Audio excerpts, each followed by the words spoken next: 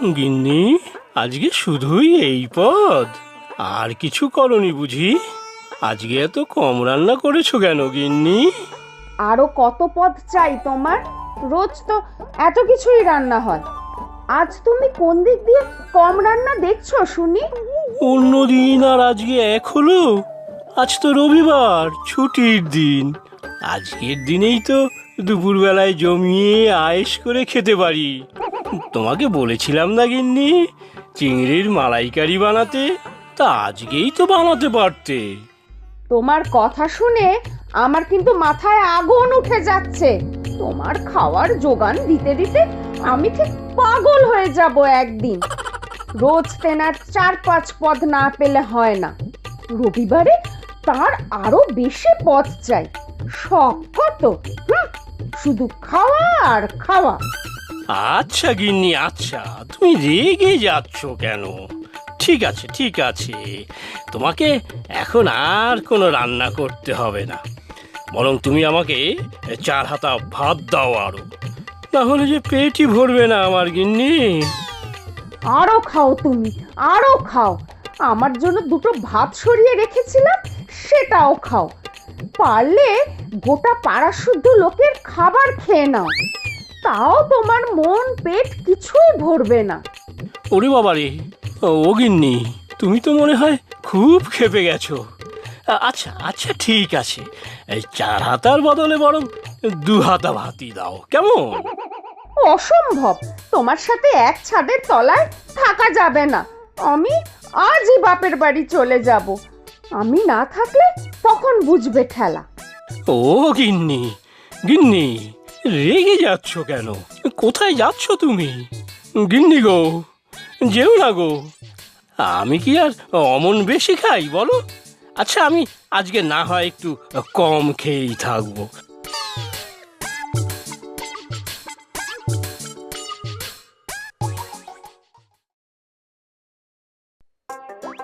গিন্নি, একটা গোটা কাতলা মাছে আমার ঠিক পোষায় না দেখছি।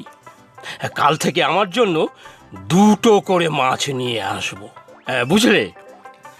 কাল কিন্তু চিংড়ি মাছের মালাইকারিটা করো। হ্যাঁ, কাজের থেকে ফিরে রাতের বেলায় বেশ জমিয়ে খাবো। তোমার লজ্জা করে না? না, দুপুরে যে এত কথা শোনালাম তোমাকে, একটা কথাও তোমার কানে যায় না? হ্যাঁ গো, গন্ডারের চামড়া তোমার। আবার তুমি দুপুরের কথা নিয়ে টানাটানি করছো কেন গো? দুপুরে 4 হাতার বদলে 2 হাতা ভাত নিয়ে কেমন মানিয়ে নিয়েছি বলো তো? রোজ রোজ 10 বার করে উনুন ধরাতে গিয়ে আমার জান প্রাণ কয়লা হয়ে যাচ্ছে, তবুও তোমার খাওয়া শেষ হয় না। ঘরের আলো নেভাও তাড়াতাড়ি, আমি ঘুমাবো, না হলে আবার খেতে চাইবে। সে খিদে খিদে পাচ্ছে বটে, কিন্তু থাক, এখন আর কিছু লাগবে না। তোমাকে কিভাবে শায়েস্তা করতে হয় তা আমার ঢের ভালো জানা আছে। ও গিন্নি, সাথে 4-5টা বিস্কুট দিও কিন্তু। আজকের চাটা কিন্তু বেশ মালাই দিয়ে করো তো। ও গিন্নি, কই গেলে? এ কি গিন্নি, সকাল সকাল ব্যাগপত্র নিয়ে কোথায় চললে শুনি? কালকে সাবধান করেছিলাম, মনে আছে? তোমার মতো মানুষ যে শুধরাবে না তা আমার ঢের জানা ছিল, তাই আমি চললাম বাপের বাড়ি, বুঝলে? এ কি গিন্নি, এখন আবার তোমার বাপের বাড়ি যাওয়ার কি দরকার? অনেক দরকার। আর একটা কথা মনে রাখবে, বাপের বাড়িতে গিয়ে আমার বাবা মায়ের সামনে আমাকে নিয়ে আসার জন্য একদম নাটক করবে না বলে দিলাম। আমি কিন্তু ফিরবই না।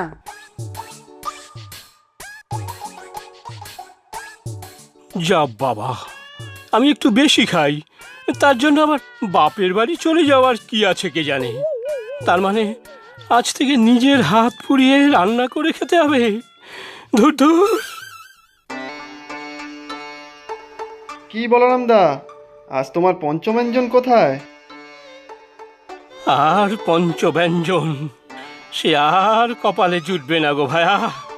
কেন দাদা, কি হলো আবার? বৌদির শরীর টরীর খারাপ হলো নাকি?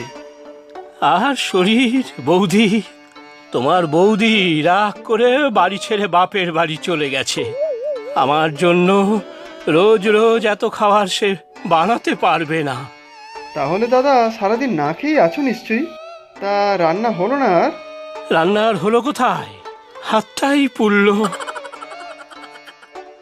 সত্যিই বড্ড কষ্ট আপনার। আমার মা আজকে একটু বেশি খাবার দিয়ে দিয়েছে, আমার টিফিনটা খেতে পারেন। বলছো? দাও দাও, খুব খিদে পেয়ে গেছে।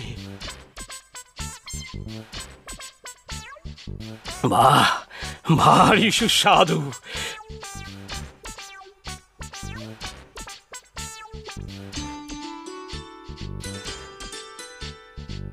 তবে এত কম খেয়ে তো আমি বাঁচতে পারবো না। শরীরে বল না পেলে কাজ করব কেমন ভাবে? সত্যি বলরামদা, এতগুলো খাবার খেয়ে তোমার মন ভরল না? এবার বুঝতে পারলাম বৌদি কেন বাপের বাড়ি চলে গিয়েছে। যা খোরাক তোমার, এ আর সামলাবে রোজ? সে কি, শেষ পর্যন্ত তুমিও আমার বউয়ের মতো কথা বলছো?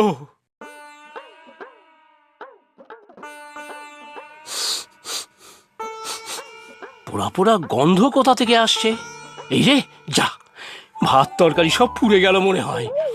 গেল গেল, আজকের খাওয়াটাও মাটি হলো মনে হয়। এভাবে আর কতদিন চলবে? দুদিন ধরে কাজে যেতে পারছি না, খাওয়া দাওয়া হচ্ছে না। সকালে এই খাবারেই চালিয়ে দিই কোনো মতে। দুপুরটা পরে দেখছি, পেটটা এইরকম খালি রাখলে শরীরটা ভেঙে যাবে যে। গেল গেল গেল, হাতটা পুড়ে গেল। ওরে বাবারে, ধুর, এই রান্না বান্না আমাকে দিয়ে হবে না।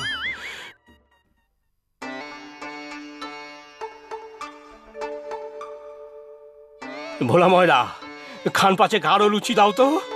দুপুরের খাওয়াটা এখানেই সেরে ফেলি।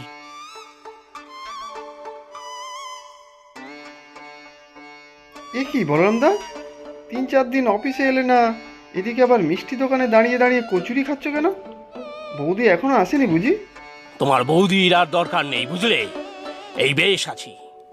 ভোলা ময়রার কাছ থেকে লুচি খেয়ে যাব, দুপুরবেলায় খিদে পেলে ভাতের হোটেল থেকে খেয়ে নেব, রাতের বেলায় ভাতে ভাত করে নেব, ব্যাস। ভাঙবে তবু মচকাবে না তুমি। কদিন ধরে তো অফিস যাচ্ছ না, রান্না করতে গিয়ে হাত পা পুড়িয়ে নিশ্চয়ই একসা করছো। আরে সুজন, করো কি? সবার সামনে এইভাবে চিৎকার করে বলো না, লোকেরা চেনে যাবে যে, সবাই হাসাহাসি করবে। চলো তাহলে একবার তোমার বাড়ি ঘুরে আসি। চলো।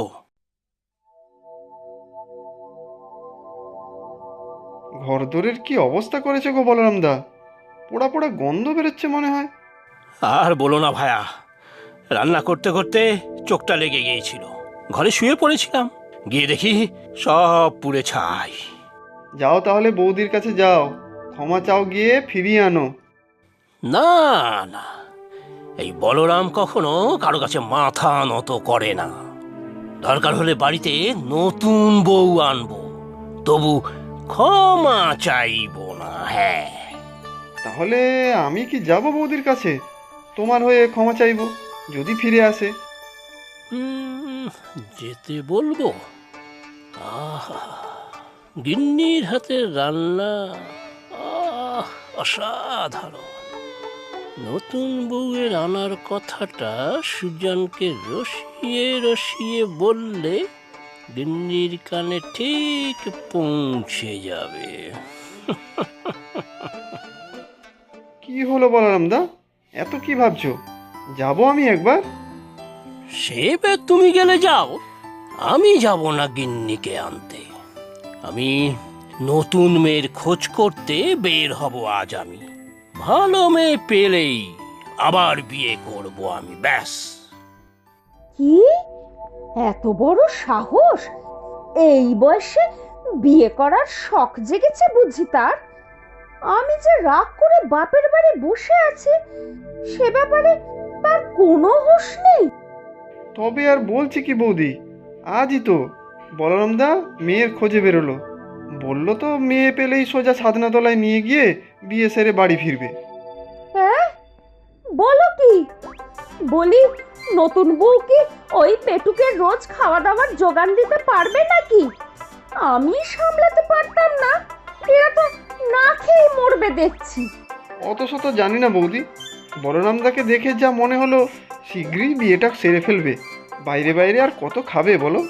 চলো দেখি, বুড়ো বয়সে 25,000 শখ হয়েছে, একটা বউ বেঁচে থাকা সত্ত্বেও আরেকটা বউ আনবে। মামা বাড়ি, তুমি দাঁড়াও, আমি ব্যাগ গুছিয়ে এক্ষুনি আসছি।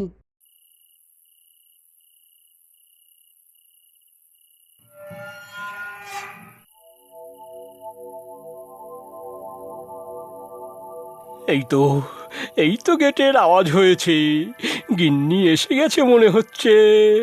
আহা, আবার সুন্দর সুন্দর হাতের রান্না খেতে পাবো। বৌদি, আমাদের দেরি হয়ে যায়নি তো? বলরামদা তো মনে হয় সত্যিই নতুন বউ নিয়ে এসেছে মনে হয়। বাড়ি দেখছো কেমন ঝলমল করছে? ওগো, তুমি বিয়ে করে ফেললে গো? আমার কথা একটুও মনে পড়লো না গো তোমার? আমার সর্বনাশ হয়ে গেল গো, হায় হায় হায়। বলরামদা, তুমি কোথায় গেলে? এই তো আমি। আরে গিন্নি দেখছি, জানতাম জানতাম তুমি ঠিক আসবে। কতদিন আর আমার উপর রাগ করে থাকবে বলো? কি তাই না সুজন? তাই বলে তুমি নতুন বউ নিয়ে আসবে ঘরে? কোথায় সেই নতুন বউ?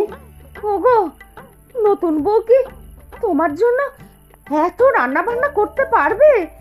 সে তো তোমার খাবার ফিরিস্তে দেখে পালাবে। তখন কি আরেকটা বিয়ে করবে তুমি? ওমা, একটা বউ থাকতে আবার আরেকটা বিয়ে কেন? তোমার হাতের রান্নার স্বাদ কি ভোলা যায় গিন্নি? আহা, কি স্বাদ, কি গন্ধ, অতুলনীয়। তার মানে বৌদি, বলরামদা নতুন বিয়ে করেনি? হ্যাঁ গো, তুমি সত্যি বলছো? তুমি তো আমাকে শ্বশুর বাড়ি যেতে বারণ করেছিলে, তাই অগত্যা অন্য উপায় বের করতে হলো। একা একা আর কচু পোড়ার রান্না খেতে ভালো লাগছিল না হে গিন্নি। আমি তোমাকে রান্না করে খাওয়াবো গো, যত খাও খাবে তুমি। তবে আবার বিয়ে করো না গো। না গো না, আমার একমাত্র গিন্নি তো তুমি। সুখেও তুমি, দুঃখেও তুমি, আবার রাগেও তুমি। আমি যাই, তোমাদের দুজনের জন্য একটু রাতের খাবার বসিয়ে দিই। সুজন ঠাকুরপো, তুমি চলে যেও না কিন্তু, পেট পুড়ে খাওয়াবো আজ।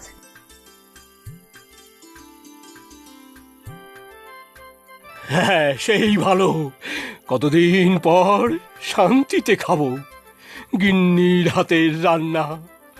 আহা আহা, আমি কিন্তু তোমার দুর্বুদ্ধির কিছুই ধরতে পারিনি বলরামদা। উফ, তুমি পারো বটে। ভাগ্যিস তুমি তিল থেকে তাল করলে।